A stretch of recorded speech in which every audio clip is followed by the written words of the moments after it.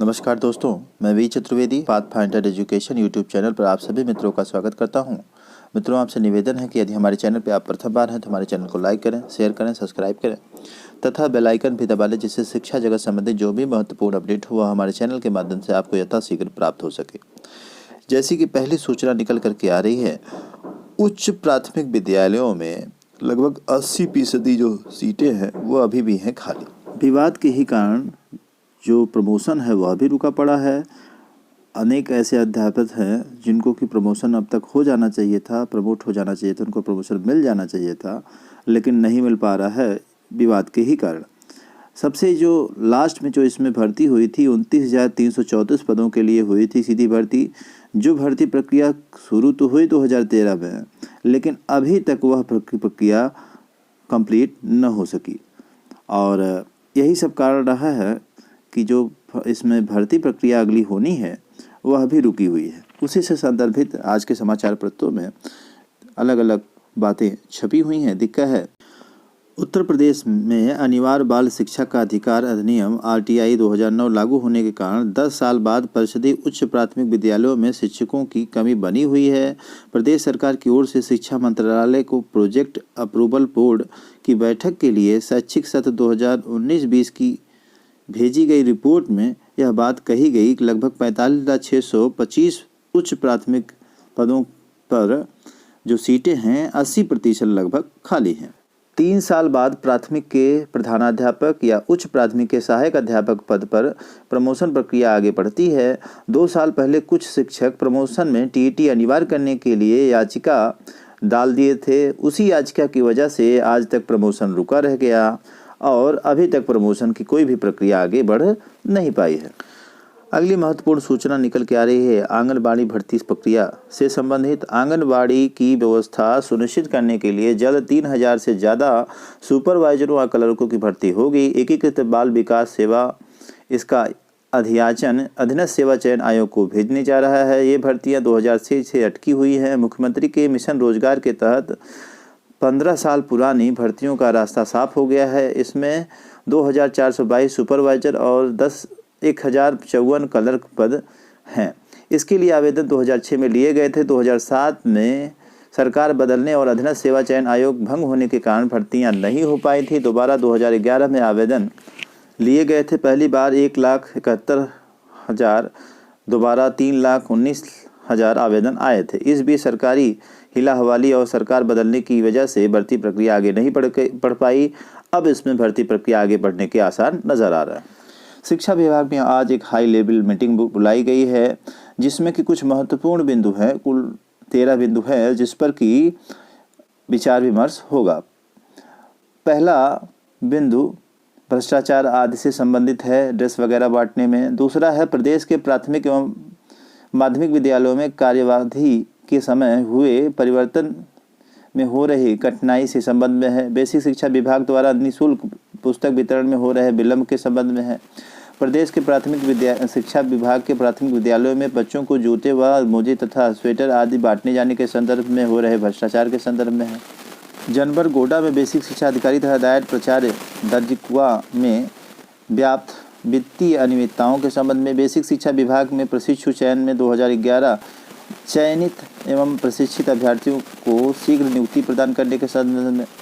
दिनांक 12 फरवरी 2018 को ग्राम अनेरा विकासखंड आवागढ़ जनपद एटा में प्राथमिक विद्यालयों में नियुक्ति शिक्षा मित्र द्वारा प्राप्त होने वाले मानदेय के अभाव में आत्महत्या करने के संदर्भ में। तो ऐसे बहुत से बिंदु हैं जिस पे कि आज बात विमर्श होने वाले हैं हाई लेवल मीटिंग में।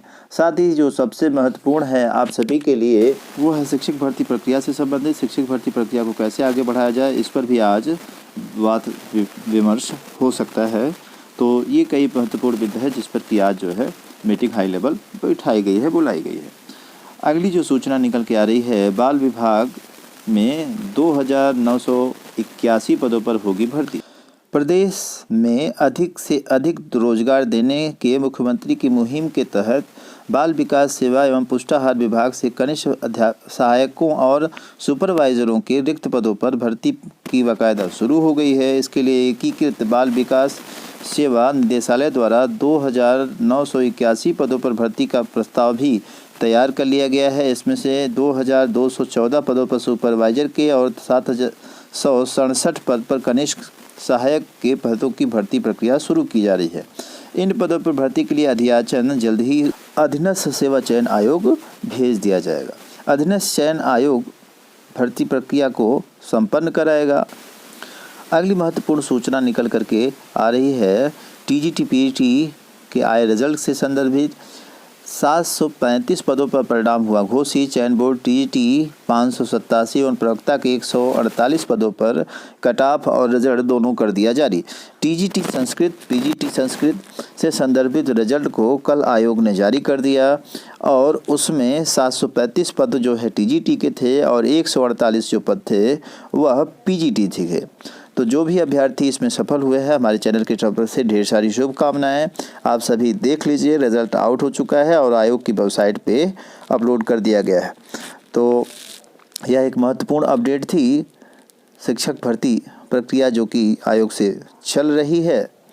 लिखा है उत्तर प्रदेश माध्यमिक शिक्षा सेवा चयन बोर्ड ने प्रशिक्षित स्नातक यानी टीजीसी संस्कृत और प्रवक्ता संस्कृत के 735 पदों के परिणाम घोषित कर दिया है। तो इस तरह से एक यह महत्वपूर्ण अपडेट थी सभी चयनित अभ्यर्थियों और अन्य अभ्यर्थियों के लिए।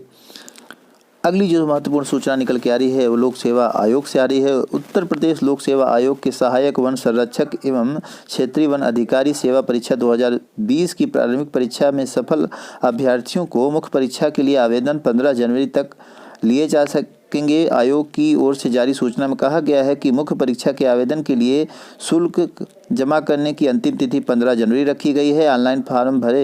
ऑनलाइन भरे गए आवेदन को आयोग मुख्यालय में 22 जनवरी को शाम 5 बजे तक सीधे जमा कर सकते हैं।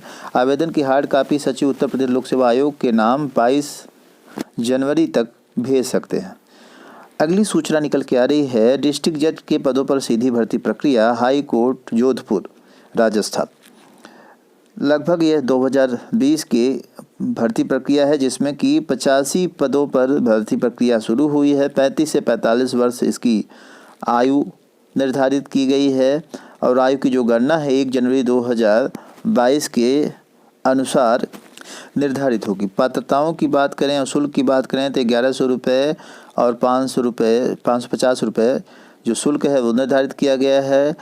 जो इसकी वेबसाइट है www.hcrag.nic.in है। पात्रता की बात करें तो मान्यता प्राप्त विश्वविद्यालय से लॉ में स्नातक होना चाहिए और वकील के रूप में 7 वर्ष तक का अनुभव होना चाहिए। आवेदन की जो करने की तिथि निर्धारित की गई है 27 जनवरी 2021 से 27 फरवरी 2021 तक निर्धारित की गई है। तो इस तरह से यह एक महत्वपूर्ण अपडेट है। अगली सूचना निकल के आ रही है भारतीय कोस्ट गार्ड ICG से नाविक जनरल ड्यूटी डोमेस्टिक ब्रांच एवं यांत्रिकी। इसमें पुरुषों के लिए कुल 358 पदों पर भर्ती प्रक्रिया शुरू हो रही है। 18 से 22 वर्ष इसमें आयु सीमा निर्धारित की गई है।